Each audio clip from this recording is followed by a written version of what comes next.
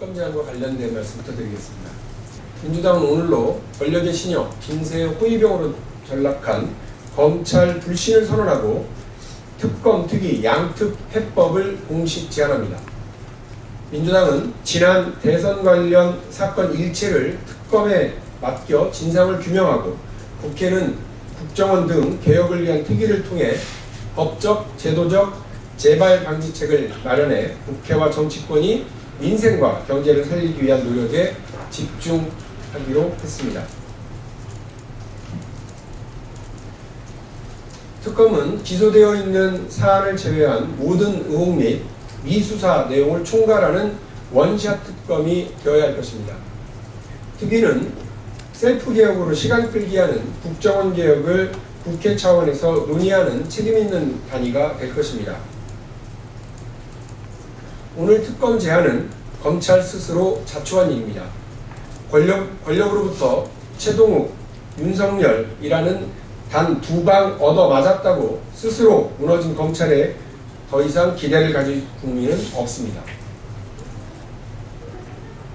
검찰은 김무성, 권영세 두 사람에 대한 서면 조사로 국민을 우롱하고 야당을 탄압하는 극악한 편파 수사로 권력의 신여임을 자처했습니다. 또한 이번 수사를 통해 무대 형님, 영세 형님 등 여당 형님을 호위하는 동생 검찰을 자처하면서 국민 불신의 대상이 되었습니다. 이에 따라 민주당은 오늘 오전 11시 검찰청 항의 방문 및 집회를 진행하고 예정되어 있던 의사 일정을 잠정 중단하는 한편 오늘 예정된 총리 예방도 거부했습니다. 다음 말씀 드리겠습니다. 박근혜 대통령께서 영국 국빈 방문 중 행사장으로 가시다 한복 치마가 발에 걸려 넘어졌다고 합니다. 다치시지 않았다고 하니 다행이고 조크로 재치 있는 모습을 보이셨다니 그 또한 다행입니다. 한 말씀 드리겠습니다. 한복은 치마가 길어 그 겉모습은 화려하지만 거동에 불편함을 주듯이 공안 통치는 권력자가 휘두르기에는 딱이겠지만 권력 말기적 현상이라는 점에서 불행한 결론을 가져올 수밖에 없습니다. 드라마틱 엔트리, 콰이어트 엑시트가 조크가 아니라 이 정권의 운명이 될 수도 있습니다. 다음 말씀 드리겠습니다. 단천이 떨어지고 기둥에 균열이 간 국부 1호 남대문의 모습을 보는 우리 국민들은 분노하지 않을 수 없습니다. 남대문 화재 사건으로 정권을 시작한 이명박 새누리당 정권이 남대문 부실 보건공사로 정권을 마감했던 모양입니다.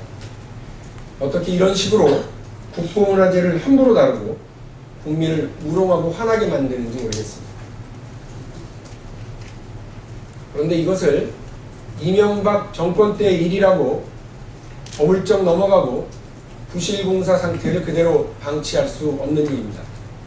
지금 박근혜 정권은 이명박 정권의 연장이고 정권 재창출의 결과입니다. 책임있게 국보문화재 부실공사 사건에 대한 진상을 조사하고 그 관련 책임자를 처벌해야 할 것입니다. 한마디를 덧붙입니다.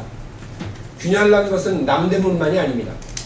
국정원의 대선 개입도 엄청난 국정균열 사태를 가져왔습니다. 국정원 등 국가 권력기관의 대선 개입 행위가 이명박 정권 때의 일이라고 이야기하지만 그 정권에 이어 정권 재창출된 박근혜 정권이 이를 방치하고 있는 것은 어떻게 이해해야 합니까? 남대문 균열 부실공사가 이명박 정권 때의 것이라서 방치해서는 안 되는 것처럼 국정원 등 국가기관의 대선 개입 사건도 남 모르는 일이라며 발을 빼고 한편에서는 수사방해 및 축소 은폐 시도를 전개하는 것은 말도 되지 않는 일입니다. 국정원장이 일탈행위라고 규정짓고 뒤에서는 일탈행위에 변호사비를 대주는 이중 행태를 보이는 일과 검찰이 대화록 유출 사건의 핵심 인물들에 대해 서면 조사라는 요식행위를 벌였고 이를 숨기기까지 했다는 사실은 국민의 분노가 박근혜 정권을 향하게 만드는 도화선이 되고 있습니다.